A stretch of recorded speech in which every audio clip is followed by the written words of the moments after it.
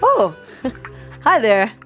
I'm Laura with Handmade, and today I'm going to be your expert as we learn how to dye Easter eggs with tea.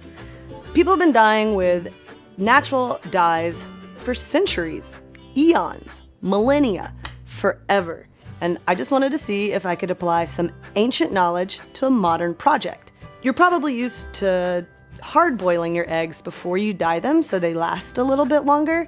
But I have a problem when I hard boil my eggs. They always crack. So I'm just gonna skip that step and start dyeing with eggs that are completely raw. And at the end of the dyeing process, I'm going to do something kind of special to help make sure that they last a little bit longer, but we'll get there when we get there. I know you can use these other food products, but for this project, I just wanted to use teas, stuff that you can find just strolling down the aisle at your local natural health food store, or that you can pick up online. My favorite one that I found during my egg journey was something called butterfly pea flower tea. And I got this little bag online for about $5. I'll make sure that the link is included below. You're just gonna need a couple of things to get us started.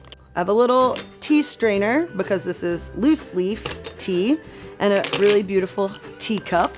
And you're just gonna wanna fill it all the way up, like that. And you're gonna add a little bit of water. And you can see already with just the most minimal amount of contact, the water starts changing color.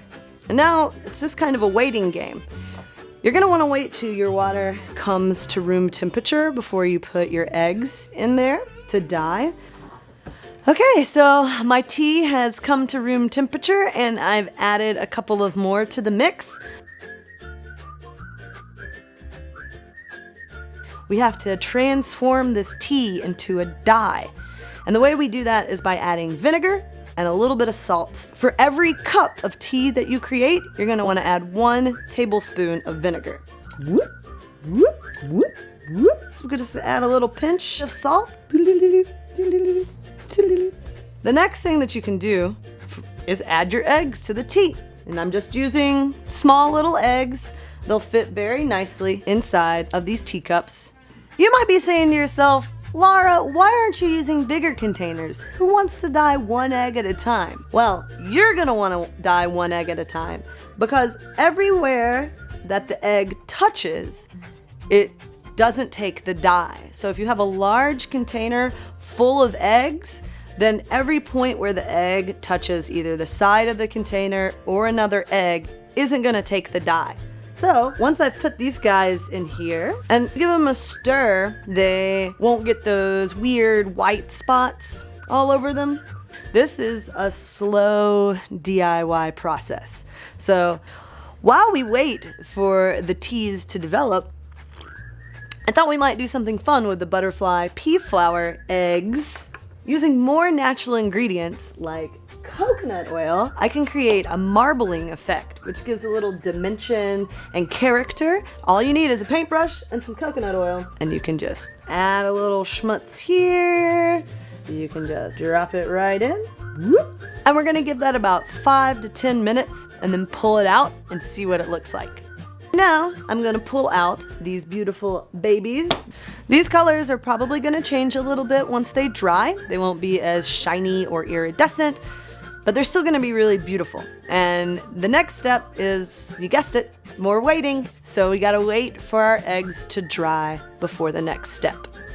All right, here we are. All of our eggs are dried and in, well, 3 baskets. And it's totally choose your own adventure at this point. You can leave them in for a long time and they'll be nice and dark. You can leave them in for less time and they'll be nice and muted. You can do 1 color, it's up to you. No matter what you choose though, you have one important step to make sure that your eggs will last for a long time, and that is blowing out your egg. So what you're gonna do is take an egg that has been completely dried, and I like to use a push pin. All right, you start at the smaller end or the top of the egg, and it just kind of goes right in. You might break a few eggs, so you might want to practice on some that you haven't dyed first.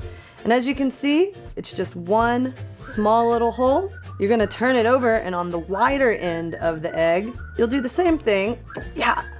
But this time, you're gonna wiggle it around a little more. You're gonna need a little bit more room because this is the hole that the yolk comes out of. Unlikely, but true. And when you do this, it helps break up the yolk. You can see, not a huge hole, but definitely bigger than this one. Already it's starting to come out. And there's really no cute way for me to do this, so I'm just gonna do it.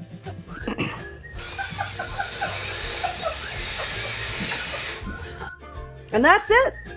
That's how you get a hollowed out Easter egg. So there we have it. The next time you guys make a cup of your favorite tea, why don't you throw an egg in there and see what happens? Let me know in the comments. I'm Laura. Thanks for letting me serve you this hot tea today. Make sure you like and subscribe, and I'll catch you on the flip side.